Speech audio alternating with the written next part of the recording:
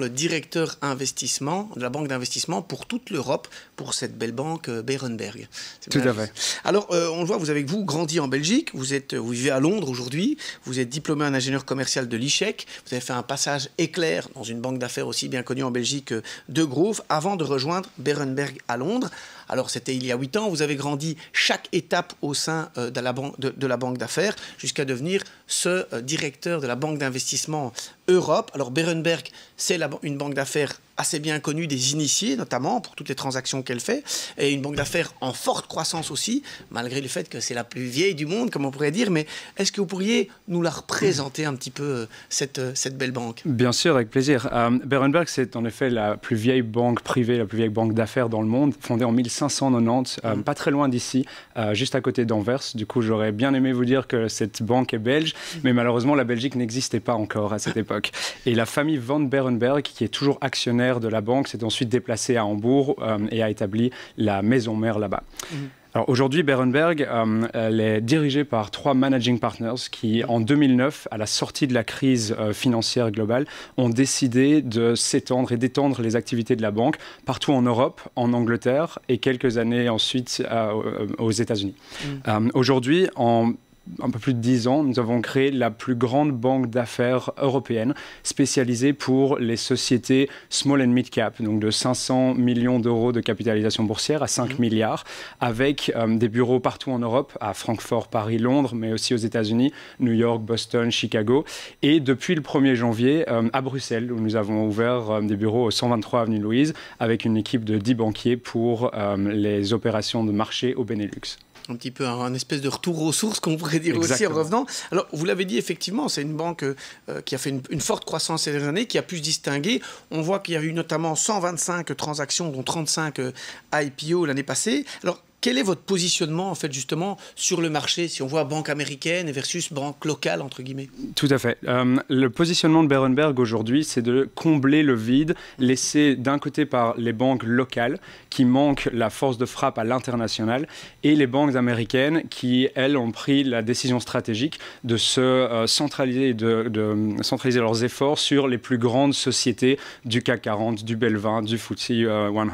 Et nous, aujourd'hui, chez Berenberg, on essaie justement de combler ce vide et de devenir une banque d'investissement internationale au service des petites et moyennes entreprises. Pour vous donner quelques chiffres, en effet, l'année dernière, nous avons réalisé 125 transactions, dont 35 IPO. 6 d'entre elles ont été faites au Benelux. Nous avons aidé des sociétés bien connues comme Immobel à placer des actions de trésorerie, Gelamco dans une émission de Dead High Yield. Nous avons placé 325 millions d'euros pour la famille actionnaire de Lotus Bakeries, et accompagné des sociétés comme Ecopac ou Biotalis dans leurs IPO.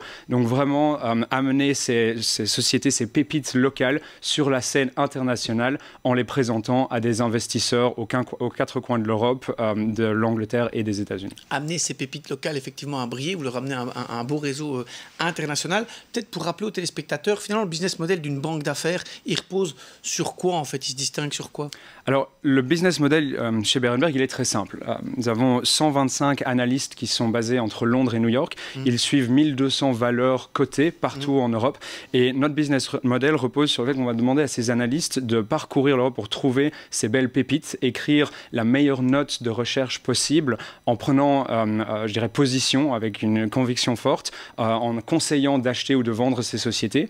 Et cette recherche, nous allons la monétiser de 2 manières. D'abord, au niveau de notre table, en salle de marché, notre table de trading, et deuxièmement, la partie banque d'affaires, qui est en fait une activité de conseil où on va accompagner toutes ces sociétés dans les transactions capital markets pour lever de l'equity ou de la dette et dans toute une partie d'activités de fusion et acquisition.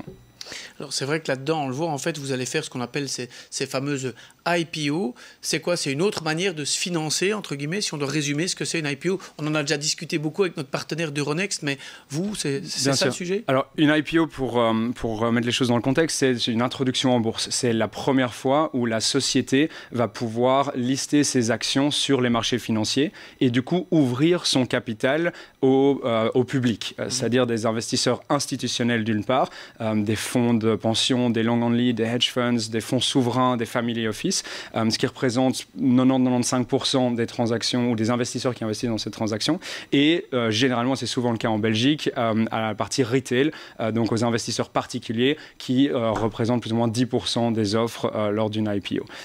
Alors ici, quand on parle de justement démarcher ces investisseurs, ça veut dire que vous allez faire un véritable roadshow et aller rencontrer chaque investisseur pour leur faire une présentation avec l'entreprise dans laquelle vous suggérez notamment d'investir. On voit qu'il y a eu un événement dramatique, entre guillemets, le Covid. Le Covid, comment ça se passait à ce moment-là, ce fameux roadshow où on accompagne ces entreprises pour faire le pitch un petit peu et se présenter? Est-ce qu'il y a eu un impact digital? Bien sûr. Alors, comme tous les secteurs et toutes les industries, le processus d'IPO a également été impacté par la pandémie. Avant le Covid-19, le management d'une société passait plus de 2 mois à voyager au travers l'Europe, à partir aux États-Unis, perdait un temps très important dans les embouteillages, les aéroports, les salles d'attente, les taxis, puisqu'il fallait rencontrer jusqu'à 200 investisseurs en personne. Pour vous donner quelques exemples, on pouvait voir à l'époque entre 5 à 6 investisseurs par jour avec énormément de temps perdu. Depuis la crise et le crash boursier qu'on a vu en février-mars 2020, quelques mois plus tard, en fin mai, début juin, on a vu un rebond dans l'activité des IPO en Europe, alors que les banquiers, les investisseurs et le management de société étaient encore tous bloqués à la maison. Ce qui veut dire qu'on a dû s'habituer, ou s'adapter plutôt, et nous sommes venus avec les IPO 2.0 qui nous ont permis de faire une transaction du début à la fin entièrement en digital, grâce à des applications comme Zoom et autres. Et ça a eu énormément d'avantages par rapport au processus antérieur, puisqu'on a pu, à ce moment-là, éviter plus de 1000 heures de travail, de déplacement pour le management de ces sociétés. On leur a économisé 150 à 200 000 euros de frais de voyage. On a pu rencontrer, sans tenir compte des time zones, jusqu'à 12 ou 13 investisseurs par jour. Et donc, du coup, on a pu aussi limiter le risque de marché, puisqu'une IPO, entre le moment où on lance la transaction et la clôture, on avait généralement 4 à 5 semaines. En optimisant tout ça et en opérant de manière digitale, on a pu réduire ce risque à 2 semaines. Et quand on voit la volatilité qu'on a dans les marchés aujourd'hui, gagner un jour, même 1 heure, peut changer vraiment la donne. Donc on voit qu'il y a ce modèle maintenant hybride qui dit, tiens, si j'ai qu'un seul investisseur potentiel à aller voir au Brésil, plutôt que de faire tout un déplacement avec toute l'équipe, je fais un rendez-vous. Si j'en ai 10, je peux encore envisager ce voyage. Alors, on parle effectivement de ces roadshows hybrides, mais l'IPO, on pourrait se poser la question, on sait que le marché est perturbé avec l'inflation, etc. Que faut-il faire en fait? Est-ce que c'est encore opportun de faire en 2022, maintenant, dans le contexte de la crise aussi, une IPO, ou faut-il attendre? Alors, c'est sûr que quand on compare 2021 et 2022, on a aujourd'hui les deux extrêmes dans les marchés. L'année dernière, c'est une année grand cru, on a battu des records. Il y a eu, sur les 6 premiers mois de l'année, plus de 130 IPO qui ont levé 35 milliards d'euros juste en Europe.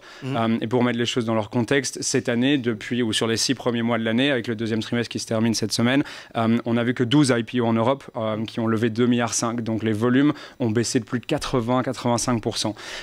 Qu'est-ce qu'il faut pour qu'une IPO fonctionne aujourd'hui? Une IPO, c'est une classe d'actifs quand même assez risquée, puisqu'il n'y a pas d'historique boursier de la société, et ce sont les banques d'investissement qui fixent le prix d'entrée, le prix de cotation au début. Et donc les investisseurs, pour investir dans une IPO, cherchent des marchés qui sont calmes, très peu de volatilité, des bons niveaux de valorisation et une position de cash importante dans les portefeuilles. Et aujourd'hui, là où toutes les étoiles sont alignées l'année dernière, aujourd'hui, on a évidemment l'opposé. L'inflation est hors de contrôle, les banques centrales lèvent les taux d'intérêt de 50 à 75 points de base chaque mois pour vraiment freiner cette économie. Les marchés anticipent une récession et donc c'est très très compliqué de convaincre des investisseurs, d'où le problème de l'appétit de risque qui est très très limité pour l'instant. Et donc beaucoup de sociétés aujourd'hui ont décidé de reporter leur projet d'IPO à l'année prochaine, voire même à l'année d'après, et de se financer autrement tout en restant privé et pas coté sur les marchés. Il nous reste 1 minute. Si je devais poser une question par rapport à ça, est-ce que c'est vraiment impossible? Et sinon, quelles sont les alternatives justement pour ces sociétés qui recherchent du financement? Tout à fait. Alors les 12 sociétés qui sont venues sur les marchés, qui ont réussi à faire une IPO cette année, faisaient pour la plus grande partie, venaient d'un secteur très porteur investisseurs tout ce qui était énergie renouvelable. Donc là, quand on est encore dans une thématique qui est en vogue dans les marchés, que les investisseurs recherchent, c'est encore possible de venir même cette année dans une IPO, dans les marchés et de faire son IPO.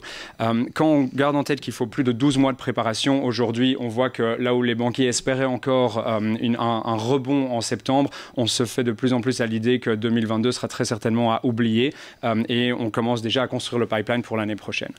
Pour les sociétés qui sont privées, qui pensaient faire leur IPO, il existe différents moyens de financement, ce qu'on appelle des crossovers ou des pré-IPO funding rounds, qui permettent du bridge financing, qui permettent justement de financer la croissance ou les investissements d'une IPO sur 12, 18, 24 mois avant de venir sur les marchés. Et ça, il y a énormément d'investisseurs spécialisés, des fonds private equity, des fonds venture capitalists qui vont pouvoir faire du bridge financing. Et donc, une société va émettre des obligations convertibles, par exemple, ou des preferred equities pour financer ses besoins, pour combler ses besoins de financement, le temps que les marchés se calment et réouvrent pour des IPO d'ici, on l'espère, début ou mi-2023. Fameux Smet, merci pour cette présentation. On l'a vu effectivement, on voit la plus vieille banque d'affaires du monde est encore très dynamique, notamment quand on voit aussi finalement un jeune Belge à la tête notamment de ce réseau européen et de la banque d'affaires européenne. Et on l'a vu avec un réseau mondial pour servir notamment ces IPO. On se retrouve après la pub, on parlera notamment intelligence artificielle, big data, on parlera toute une série de choses pour accompagner ces grandes entreprises dans le domaine de la technologie. On en parle avec Novable.